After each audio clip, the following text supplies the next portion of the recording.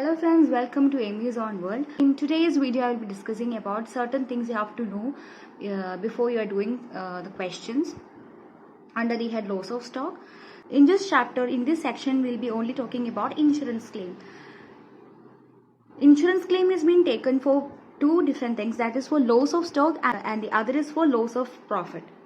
So in this section, I will be talking about important things you have to keep in your mind while you are doing questions regarding loss of stock. Okay, so the very first step you have to do is that you have to find the GP ratio, that is gross profit ratio. So in order to find the gross profit ratio, the very first thing you have to do is that to prepare a trading account.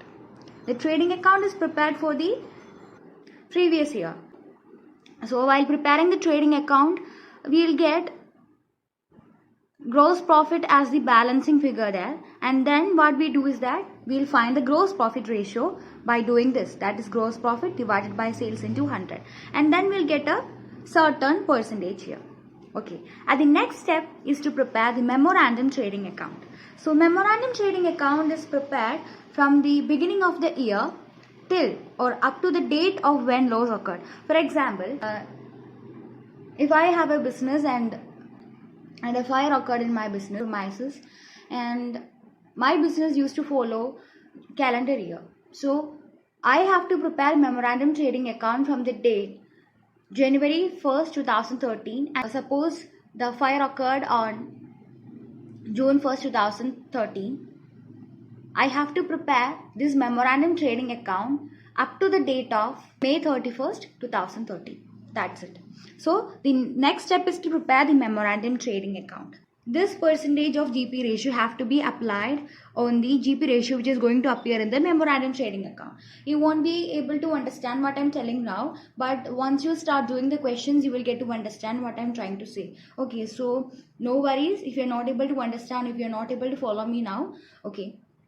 So the next step is to prepare memorandum trading account, and we have to apply the percentage of this GP ratio, apply the percentage, only the percentage of this GP ratio to the GP ratio which is going to appear in the memorandum trading account. How we are going to apply this GP ratio? Sales for that period into GP ratio. We'll do this. Okay.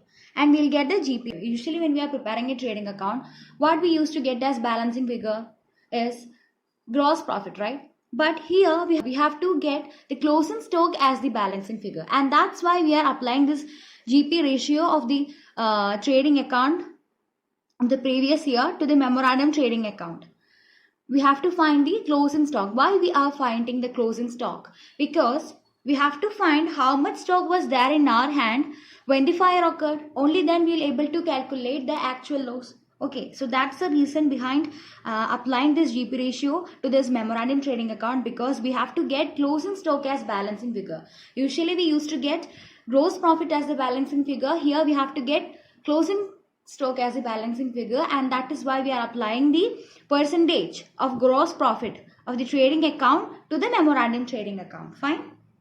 Okay. Yes, here I have written here, that is balance figure is equal to closing stock on date of loss occurred. Why? Because we have to understand how much stock was there in our hand. Okay. Next thing is to find how do we find the actual loss.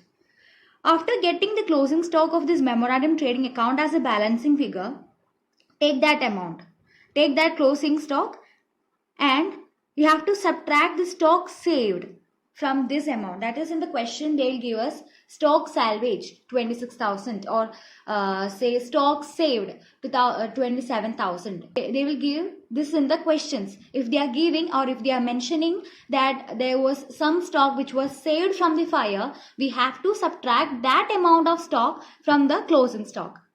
So the remaining amount will be the actual loss, right? Next thing is about average close.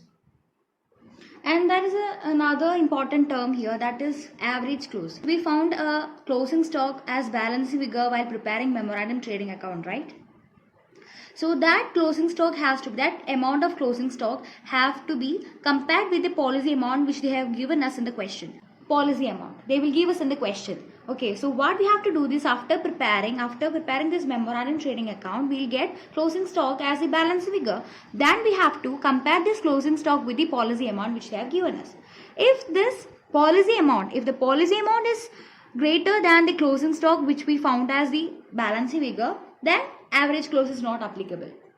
And if that closing stock, that is value of stock at the date of close, that's what I meant here. Okay, you can just write closing stock. Okay, don't get confused, I meant closing stock here. Okay, okay, so what we have to do is we have to compare. After getting this closing stock as balance figure, we have to compare that amount with the policy amount, and if the policy amount is greater, if the policy amount is a greater amount, then average close is not applicable.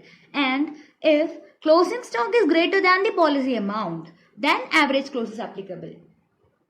Okay, so if average close is applicable, the way of finding net claim, there is a particular formula to find the net claim, that is policy amount divided by closing stock into actual loss. Value of stock at the date of loss is what I meant here, that is closing stock itself. Policy amount divided by closing stock into actual loss. Okay, so that is how we find net claim when average close is applicable. Okay, then how do we find net claim when average close is not applicable?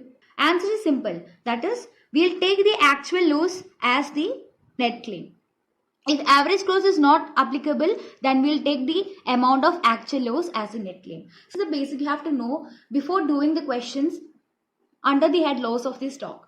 Okay, so the very first thing we do is that we found gross profit ratio after preparing a trading account for the previous year. The next thing we have to prepare memorandum trading account, and then we have to apply the percentage of this gross profit into that memorandum trading account, and we'll get closing stock as a balancing figure. So why we are finding this closing stock as balance figure is that we have to know how much stock was there in our hand at the time of fire. Only then we'll able to calculate the actual loss. Okay, so how do we find actual loss? We'll just subtract the amount of stock saved or the stock salvaged from the closing stock, and we'll get the actual loss. And then we'll look whether average close is applicable or not. Okay, so policy amount, if the policy amount is greater amount than the closing stock, then there is no average close applicable. So the actual loss, we'll take the amount of actual loss as the net claim. If average close is applicable, that is if the amount of closing stock is greater than the policy amount, and then average close is applicable, and we'll find net claim with help of this formula.